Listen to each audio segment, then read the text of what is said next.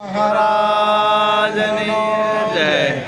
પધારેલા હરિગુરુ સંતનો જય. સદગુરુ સદારામ બાપાનો જય. સદગુરુ પરથીરામ મહારાજનો, સદગુરુ હરદેવજીપુરી મહારાજનો જય. આજે ડીસા મુકામે પંચાલ સમાજની વાડીમાં પરમ પૂજ્ય સંત શ્રી મિયાચંદ્ર મહારાજ તથા તેમના શિષ્યગણ તમામ ભક્તોએ મળી અને સુંદર જ્ઞાન યજ્ઞનું આયોજન કર્યું. એમને ખૂબ ખૂબ ધન્યવાદ અને કોટી કોટી પ્રણામ કરું છું. બીજું, આ જ્ઞાન યજ્ઞમાં મહાપુરુષોની પધરામણી કરી પરમ પૂજ્ય સંત શ્રી બાબુરામજી મહારાજ માલોસરા નિવાસી, પરમ પૂજ્ય સંત શ્રી પરથીરામજી બાપુ કોટલી નિવાસી, પરમ પૂજ્ય સંત શ્રી હરદેવપુરીજી મહારાજ તથા પરમ પૂજ્ય સંત શ્રી મહેન્દ્રરામજી મહારાજ, પરમ પૂજ્ય સંત શ્રી ગિરધારીરામજી મહારાજ તથા વ્યાસપીઠને દીપાવનાર તમામ સંતગણ, તમામ પ્રેમી ભક્તો સજ્જનો, વિશેષ તો સંત મહાપુરુષો પાસે જે જ્ઞાન છે એ અમૂલ્ય છે. એ જ્ઞાન જેવું તેવું નથી. તમે કદાચ એમને સામાન્ય ગણતા હો તો એ સામાન્ય જ્ઞાન નથી. જે સૂર્યએ જે કૃષ્ણ પરમાત્મા જે ઉપદેશ કર્યો હતો, વૈરાટ સ્વરૂપનું દર્શન અર્જુનજીને કરાયું હતું, એનું એ જ જ્ઞાન સંત મહાપુરુષો પાસે છે.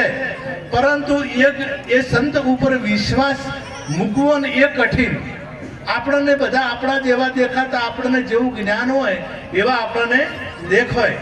પરંતુ જો જ્ઞાન થાય તો ખ્યાલ આવે કે આ મહાપુરુષો કેવા છે, એમનું સ્વરૂપ કેવું છે અને એમની પાસે શું છે. એટલે એ કોઈ ઉત્તમ જિજ્ઞાસુ હોય તો આ વાતને સમજી શકતા હોય છે. અરિષ્ટનેમી નામના એક રાજાએ તપ કર્યું અને તપ કરી, ખૂબ તપ કર્યું એટલે ઇન્દ્રએ દેવો, ગાંધર્વો અને કિન્નરોને વિમાન લઈને લેવા મોકલ્યા કે જાઓ, હવે આ સ્વર્ગને અધિકારી, સ્વર્ગને લાયક થયા છે, સ્વર્ગ પ્રાપ્ત કરવાના અધિકારી થયા છે અરિષ્ટનેમી, એટલે અમને વિમાનમાં બેસાડી અને સામયું કરી અને અમને સ્વર્ગ લોકમાં લઈ આવો.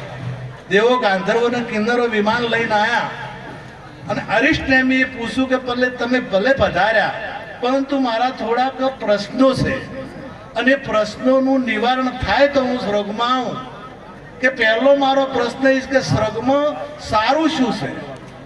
એટલે એમણે કીધું કે સારું વૈભવ છે, ઐશ્વર્ય છે, સમગ્ર ભૌતિક સમૃદ્ધિ છે અને ભૌતિક સુખો છે અને ભૌતિક નાચ ગાન, તમે જે અત્યારે જે ભૌતિક સમૃદ્ધિ જે કહો એ તમામે તમામ ત્યાં છે. નાચવા વાળી ગુણિકા હોય છે, સમગ્ર ઐશ્વર્યમાં બધું હોઈ જાય છે. કે બીજું નુકસાન કરતા શું છે કે અદેખાઈ વધારે. સ્વર્ગમાં અદેખાઈ ખૂબ છે. કેમ કે જો કોઈ પૃથ્વી ઉપર તપ કરે તો ઇન્દ્રને ઈર્ષા થાય, અદેખાઈ આવે કે હવે મારું આસન ડોલવા મળશે, એટલે ગમે તેમ મેનકાન મોકલે કે રંભાન મોકલે અને પેલું તપ ભંગ કરાવે. કેમ કે એનું પદ કોઈ લઈ શકે નહીં. અરિષ્ટનેમીએ કીધું કે એ છોડવા માટે હું તપ કરું છું, એમાંથી નીકળવા માટે હું તપ કરી રહ્યો છું. અને જો આગળ આવતો હોય મારે સ્વર્ગ જોઈતું નથી, મારે સ્વર્ગની જરૂર નથી. પેલા પાછા ગયા અને ઇન્દ્રને વાત કરી એટલે ઇન્દ્રએ કીધું કે હવે આત્મજ્ઞાન લેવાને લાયક થયા છે, હવે આત્મજ્ઞાન નો ઉપદેશ લેવાને લાયક થયા છે. એટલે વશિષ્ઠ ઋષિને ભલામણ કરો કે હવે અરિષ્ટનેમીને આત્મજ્ઞાન નો ઉપદેશ આપો. હવે આટલું કિંમતી આ ધન છે, આ એટલું કિંમતી જ્ઞાન છે અને એ જ્ઞાન આ સંત મહાપુરુષો પાસે છે. જગતને આખાને પરમાત્માને જોવે છે, પરમાત્માનો સાક્ષાત્કાર બધાને કરવો છે, પરમાત્માના દર્શન બધાને કરવા છે. પરંતુ પરમાત્માની પ્રાપ્તિ કરવા માટે જે સંત ઉપર વિશ્વાસ મૂકવો જોઈએ, એ વિશ્વાસ આવે તો પરમાત્મા તો મહાપુરુષો આગળ પણ બોલી ગયા કે એ તો બધી જગ્યાએ છે, કોઈ જગ્યા એના વગર ખાલી નથી, હરેક જગ્યાએ છે જ. અને જો કદાચ દિવ્ય દ્રષ્ટિની વાત કરી હતી મહારાજશ્રી, એ દ્રષ્ટિ જો મળી જાય તો તમારી અમે ઉદ્ઘોષણ સંત મહાપુરુષો કોઈ જગ્યાએ પરમાત્માને શોધવા ગયા નથી, કોઈ જંગલમાં જઈને પરમાત્માને શોધવો પડ્યો નથી. જે જગ્યાએ સંત હોય એ જગ્યાએ પરમાત્માને પ્રગટ થવું પડે ને થવું પડે. જેમ લાકડામાંથી અગ્નિ લાકડામાં હોય છે, પરંતુ એને પ્રગટ કરનાર મળી જાય તો એ લાકડું જ અગ્નિ થઈ જાય. એમ આ જે મહાપુરુષો છે એ મહાપુરુષ તમામમાં છે આ પરમાત્મા.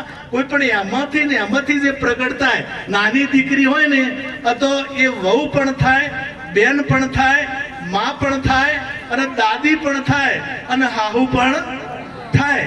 આ એમાં બધું છે. એમ તમામ અહીંઓ છે, પણ સદગુરુનું શરણું સ્વીકારવું પડશે.